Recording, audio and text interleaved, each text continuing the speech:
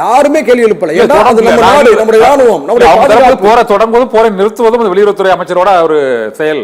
ஆனா நீங்க அங்க பாகிஸ்தானுக்கு அதை அறிவிச்சீங்களா இல்லையா அப்படிங்கிறத நம்ம போற தொடங்குறோம் முடிக்கிறோங்கிறத வந்து அடுத்தவர்களுக்கு சொல்ல வேண்டிய அவசியம் இல்லை. ஏன்னா உலகத்துக்கு நமக்கும் போற இல்லை, நமக்கும் பாகிஸ்தானுக்கு தான் போர்.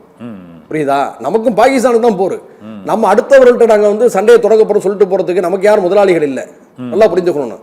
ஒருவேளை அப்படி சொல்வதாக இருந்தா நீ ஐக்கிய நாட்டு தவிர பொதுச் செயலாளர்கிட்ட வந்து நீங்க போன் அடிச்சு வேணா சொல்லி இருந்திருக்கலாம். எங்களுக்கு எங்கள் நாட்டுடைய பாதுகாப்பு விஷயமாக நாங்கள் போர் தொடர்பில் தவிர்க்க முடியாதுன்னு சொன்னதா கூட சரி. எல்லாருக்கும் பொதுவான ஒரு ஐநா சபை பொதுச்சார்ட்ட தொலைபேசியை தொடர்பு கொண்டு அவருடைய வெளியுறவுத்துறை அமைச்சர் சொல்லியிருக்காரு. இது ஒரு வகையான அரசியல் தான், இது தவறுன்னு சொல்ல முடியும். எதிரிட்ட போய் சொன்னா சரி ஓகே. இந்த ஆபரேஷன் சிந்தூர் நம்முடைய ராணுவம் வெற்றி அடைந்திருக்கிறது. நம்முடைய ராணுவத்துக்கு பின்னால் நம்ம நிக்கிறோம், நம்முடைய ராணுவத்தை போடுறோம், பாராட்டும், என்னைக்கு நம்ம விட்டு கொடுக்க மாட்டோம். ஆனால் ஒரு மோசமான அரசியல் மூலமாக நம்முடைய ராணுவத்துக்கு நம்முடைய பாதுகாப்புக்கு அச்சுறுத்தல் ஏற்பட்டிருந்தா அது ஆரோக்கியமாக பாதிக்கப்பட வேண்டும். அப்பதான் இந்த தவறு அடுத்த முறை நடைபெறாது. இல்லைன்னு சொன்னா எதிரி இதை கொண்டு இன்னும் மேலும் பலம் பெறுவான். நீங்க புரிந்து கொள்ளணும். ஓகே. இன்னொன்று முக்கியமான ஒரு கேள்வி, இது ஆபரேஷன் சிந்தூருக்கு அப்புறம் நம்ம தமிழக அரசியலுக்கு தான் சொல்கிறேன். இந்த வக்ஃபு திருத்த சட்ட மசோதா தொடர்பாக வந்து இங்கே தமிழக வெற்றி கழகம் விஜய் தரப்பில் வந்து நாங்கள் தான் அந்த வழக்கு முறையாக நாங்கள் அதை நீதிமன்ற ரீதியில் வழக்கு வந்து முறையாக தாக்கல் செய்து நாங்கள் அதை எதிர்கொள்கிறோம். ஆனால் திமுகவின் கூட்டணி கட்சிகளோ அதை வந்து எதிர்ப்பதை வந்து வக்ஃபு சட்ட திருத்த மசோதாக்கான அந்த எதிர்ப்பு வழக்குகளை வந்து அவர்களை விட நாங்கள் தான் முன்னெடுத்து நடத்துகிறோம். அதனால் வந்து தான் தாவேக்காவுக்கு தான் இந்த முறை 2026 தேர்தலில் அந்த சிறுபான்மை வாக்குகள் முழுமையாக வாக்களிக்க வேண்டும் என்ற வேண்டுகோளை இந்த ஆதவ அர்ஜுனா நேற்று முன்தினம் அளித்த அந்த பேட்டியில் அவர் தெரிவித்திருக்கிறார். உண்மையிலேயே இந்த வக்ஃபு வாரிய சட்ட திருத்த மசோதாவில் தாவேக்காவோட பங்குங்கிறது நீங்கள் எப்படி பார்க்குறீங்க சார்? அதாவது அந்த வக்ஃபு சட்டத்தை நாட்டில் இருக்கக்கூடிய பல ஜனநாயக சக்திகள் கண்டித்திருக்கிறார்கள், எதிர்த்திருக்கிறார்கள், அந்த நிலையில் இப்போதும் இருக்கிறார்கள். அந்த வகையில் தமிழக வெற்றி கழகம் அதை எதிர்த்ததையோ விமர்சித்ததையோ கண்டித்ததையோ நாம் எதிர்க்கவில்லை, குறை கூறவில்லை, நாம் வரவேற்கிறோம். ஒரு ஜனநாயக அரசியல் இயக்கம் என்ற அடிப்படையில் அவர்கள் தங்களுடைய கடமையை செய்திருக்கிறார்கள். ஆனால் நாங்கள் தான் அதை சிறப்பாக செய்கிறோம், திமுக கூட்டணியோ செய்யலை அப்படிங்கிறது வந்து தவறான விஷயம். ஏன்னா இந்த சம்பவத்துக்கு எதிராக சட்டமன்றத்திலே முதலமைச்சர் வந்து எழுந்து நின்று தன்னுடைய எதிர்ப்பை பதிவு செஞ்சார். ஜம்மு காஷ்மீர்ல போட்டாங்க, இங்கதான் போட்டாங்க. அது மட்டுமல்லாமல் திமுக உடனடியாக களத்தில் இறங்கியது மட்டுமல்லாமல் வடக்கை முதலில் தொடுத்தது. அதே கூட்டணியில் இருக்கக்கூடிய ஐயுஎம்எல், காங்கிரஸ், எங்களுடைய மனிதநேய ஜனநாயக கட்சி உட்பட நாடு தழுவிய பல்வேறு அமைப்புகளும் இயக்கங்களும் கட்சிகளும் வடக்கு திறந்திருக்கிறார்கள். அதுல விஜய் அவர்களும் வடக்கு திறந்திருக்காங்க. அதாவது தமிழக கோர்ட்ல வந்து திமுக, காங்கிரஸ் உள்ளிட்டவர்களுக்காக சேர்த்து வாதாடக்கூடிய கபில் சிபல் அவர்கள் தான் வாதாடி கொண்டிருக்கிறார்கள். புரிந்து கொள்ள வேண்டும். இந்த உண்மையை புறக்கணிச்சுட்டு தங்களுக்கு மட்டுமே இந்த முயற்சியில வந்து பங்கு உண்டு என்பது போல சொல்வது வந்து விஜய் அவர்களுடைய அரசியலுக்கு அழகாக இருக்காது.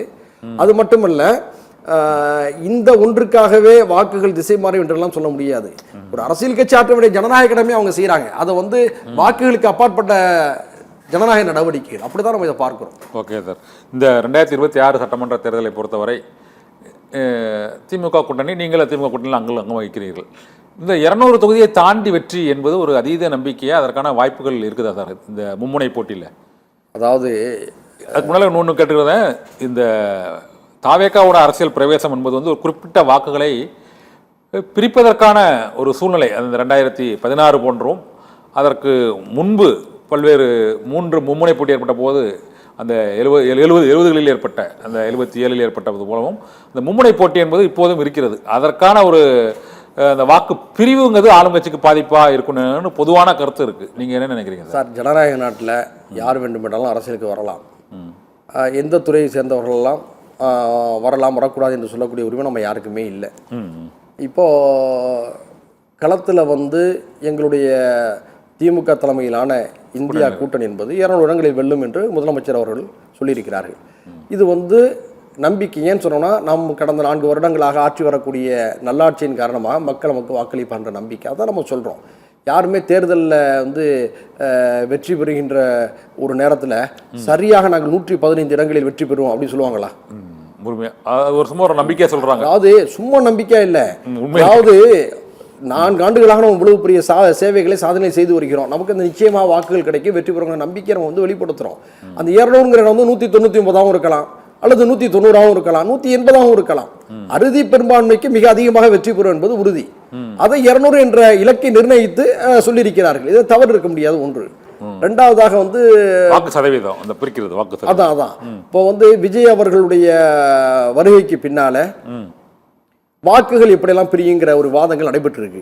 முதல்ல விஜய் அவர்கள் முழுமையாக களத்துக்கு வரலை. ஒர்க் ஃப்ரம் ஹோம்ங்கிற அடிப்படையில் தான் அவருடைய பணிகள் இருந்து கொண்டிருக்கு.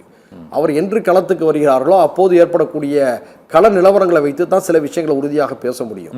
அதே நேரத்தில் ஒரு விஷயம் வந்து இப்போ அரசியல் களத்தில் இருப்பவர்கள் அடிப்படையில் நம்ம வந்து யூகித்து சொல்ல முடியும். என்னன்னா தமிழ்நாட்டில் விஜய் அவர்கள் களத்துக்கு வந்திருக்கக்கூடிய இந்த சூழலில் ஒரு 8லிருந்து 10% வாக்குகளை தமிழகம் முழுக்க பெறுவதற்கான முயற்சிகளில் அவர் ஈடுபடுவார். அவர் போட்டியிடக்கூடிய தொகுதிகளில் அவர் வெற்றி பெறுவதற்கான வாய்ப்புகள் இருக்கலாம், மறுப்பதற்கு இல்லை. ஏன்னா எல்லாவற்றையும் நம்ம வந்து துச்சமென குறைத்து மதிப்பீட்ட முடியாது. அப்போ அவருடைய நோக்கம் என்பது இந்த தேர்தலில் அவர் போட்டியிடக்கூடிய தொகுதியில் வெல்வது, பரவலாக 8லிருந்து 10% வாக்குகளை பெறுவது என்ற அடிப்படையில் தான் இருக்கும் என்று நான் நினைக்கின்றேன். இது யாருடைய வாக்குகளை எல்லாம் அவர் வந்து பிரிப்பாருங்கிற ஒரு கேள்வியை நீங்க சேர்த்து எழுப்பியிருந்தீங்க, அப்படிதானே? ஆமா.